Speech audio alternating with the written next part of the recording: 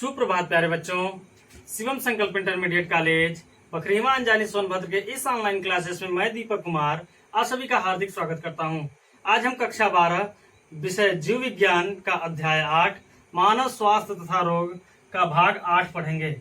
इससे पहले हमने भाग 7 तक पढ़ लिया है, जिसमें हम विभिन्न रोगों तथा उनके उपचार, उनके लक्षण के बारे में अच्छे से जाना। आज हम जानेंगे एड्स रोग के बारे में। ठीक है, एड्स रोग के बारे में आज हम जानेंगे। एड्स का पूरा नाम एक्वायर्ड इम्यूनो डिफिशियंसी सिंड्रोम है। ठीक है, एक्वायर्ड इम्यूनो डिफिशियंसी सिंड्रोम होता है। ठीक है, एड्स जो होता है यह ध्यान दीजिएगा, यह डिजीज नहीं है, यह रोग नहीं है, यह क्या है, यह सिंड्रोम है।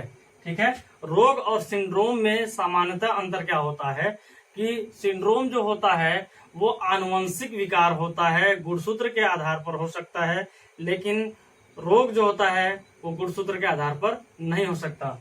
सिंड्रोम्स जो होते हैं वो पीढ़ी दर पीढ़ी स्थानांतरित होते हैं, लेकिन रोग पीढ़ी दर पीढ़ी स्थानांतरित नहीं होते। किसी को टाइफाइड है तो टाइफाइड रोग जनक से संतति में स्थानांतरित नहीं होगा, लेकिन किसी को अगर एड्स है तो एड्स जो है एक जनक से संतति में क्या होगा, स्थानांतरित होगा। Down syndrome, Turner syndrome, Klinefelter syndrome chapter 5 में आपने ये सब पढ़ा हुआ है।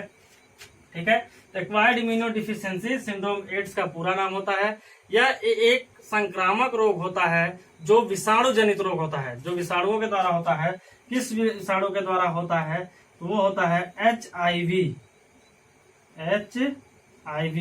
जो एक प्रकार का रेट्रोवायरस है। कौन सा वायरस है, रेट्रोवायरस। HIV का पूरा नाम होता है ह्यूमन इम्यूनो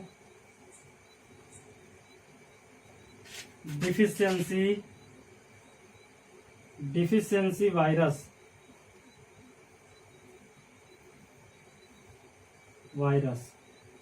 यह HIV का पूरा नाम होता है। इसके कारण क्या होता है, यह एड्स रोग होता है। एड्स एक बहुत ही संक्रामक रोग है जो आनुवंशिक रोग के रूप में भी जाना जाता है, जो पीढ़ी दर पीढ़ी स्थानांतरित होता रहता है। ये ध्यान दीजिएगा, यह एक प्रकार का संक्रामक रोग है। ऐसा रोग जो एक से दूसरे व्यक्तियों में भी हो जाता है, लेकिन यह ऐसा संक्रामक रोग है जिसे मात्र छूने से, स्पर्श करने से, उस व्यक्ति के साथ रहने से यह रोग एक व्यक्ति से दूसरे में स्थानांतरित नहीं होगा। ठीक है, इस रोग के लक्षण के बारे में हम जानते हैं कि इसका लक्षण क्या है। एड्स का सामान्य लक्षण है, पहला तो बुखार आना।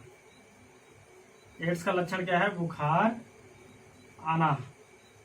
अब सामान्यतः बुखार सभी को आता है, लेकिन एड्स के रोगी को बुखार जो होता है वो बार बार लगातार हमेशा आते रहता है। ठीक है, दूसरा चेहरे पे चकत्ते पड़ जाना, एकदम दाना दाना हो जाना, पूरा आप दूर से देख के पहचान जाएंगे कि एड्स है। तीसरा है नाक की जो नसें होती हैं, ये नसें क्या होती हैं, नसों में उभार आ जाना, मोटा हो जाना। ये नसें जो होती हैं, नाक की नसें एकदम आप पूर्ण रूप से उन्हें देख सकते हैं। ठीक है, यानी नाक की जो नसें होती हैं, ये मान लीजिए ये जो हो गया, ये नाक की जो नसें होंगी, या नाक की नसें जो होती हैं, यह नसें एकदम मोटी मोटी हो जाती हैं। चेहरे पर का पूरी नसें जो होती हैं वो बाहर हो जाती हैं। इस चेहरे पे मान लीजिए यह चेहरा है, ठीक है, इस पर क्या हो जाते हैं, सफेद सफेद चकत्ते पड़ जाते हैं, पूरे के पूरे बॉडी सरफेस पे चकत्ते पड़ जाते हैं। ठीक है, यह गुप्तांगों में सूजन हो जाता है, दर्द हो जाता है, खुजली होने लगती है। ठीक है, इस तरीके से यह सामान्य एड्स के लक्षण होते हैं। एड्स का परीक्षण जो किया जाता है, किस परीक्षण के द्वारा किया जाता है, किस टेस्ट के द्वारा एड्स का परीक्षण किया जाता है, तो उसे कहते हैं एलिजा। कौन सा टेस्ट कराया जाता है, एलिजा टेस्ट कराया जाता है। इसका पूरा नाम होता है एंजाइम लिंक्ड इम्यूनो सॉर्बेंट ऐसे, ठीक। इसके द्वारा क्या किया जाता है, एड्स का परीक्षण कराया जाता है, टेस्ट कराया जाता है। एड्स का टेस्ट कराया जाता है एलिजा के माध्यम से, एंजाइम लिंक्ड इम्यूनोसॉर्बेंट ऐसे, ठीक है। कुछ अब हम जानेंगे एड्स के बारे में कि एड्स से रोकथाम किस तरीके से किया जा सकता है।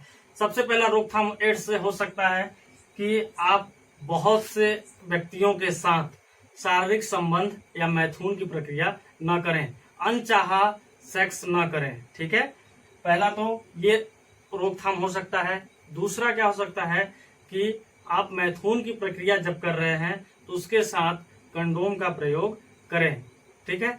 तीसरा हो सकता है एड्स से बचाव कि अगर आप अपना रक्त दे रहे हैं, रक्तदान करते समय और रक्त आधान करते समय, यानी रक्त को देते समय और रक्त को लेते समय, दोनों समय आप HIV जांच अवश्य कराएं। आजकल यह सामान्य रूप से हो गया है कि बिना HIV जांच के कोई भी रक्त न दान कर सकता है न रक्त आधान कर सकता है, ठीक है। तो दोनों प्रक्रिया हो सकती है।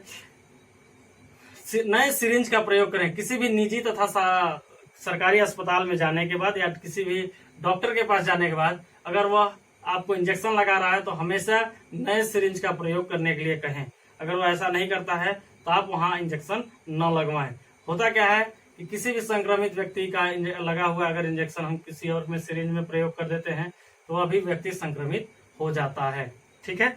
नेक्स्ट क्या हो सकता है कि अगर आप नाई के दुकान पर जा रहे हैं, दाढ़ी बनवा रहे हैं, बाल कटवा रहे हैं, तो दाढ़ी बनाने के लिए जो ब्लेड का प्रयोग किया जाता है वो नए ब्लेड से प्रयोग, हमेशा नए ब्लेड का प्रयोग करें, ठीक है। अगर आपको भी किसी प्रकार की इसके बाद भी समस्या है, नहीं आपको लग सकता है, आपको शंका है, आशंका है कि नहीं आपको एड्स है, तो आप एक बहुत ही अच्छे डॉक्टर से मिले जो पूर्ण रूप से क्वालिफाइड हो, क्वालिफाइड डॉक्टर से मिले।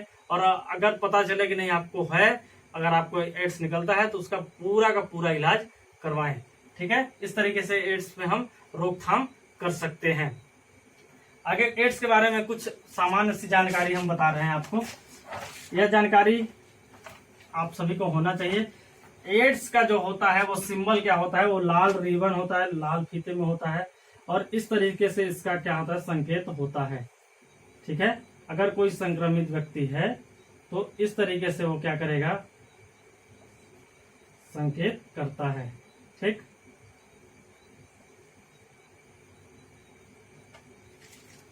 इस तरीके से लाल फीते में लाल रंग का फीता होता है और इस तरीके से इसका संकेत होता है, ठीक है। यह लाल रंग का फीता होता है, लाल रंग का फीता। जो भी व्यक्ति संक्रमित होता है इससे, इसको अपने बाह पर लगा करके बांध दिया जाता है। यह लाल रंग का फीता एड्स का संकेत होता है, लाल रंग का फीता है एड्स का संकेत। विश्व एड्स दिवस मनाया कब जाता है, 1 दिसंबर को। 1 दिसंबर को विश्व एड्स दिवस मनाया जाता है, ध्यान दीजिएगा। विश्व एड्स दिवस 1 दिसंबर को मनाया जाता है। नेक्स्ट हम रोग के बारे में पढ़ेंगे, कैंसर के बारे में नेक्स्ट वीडियो में। तब तक के लिए धन्यवाद। आपका दिन शुभ हो।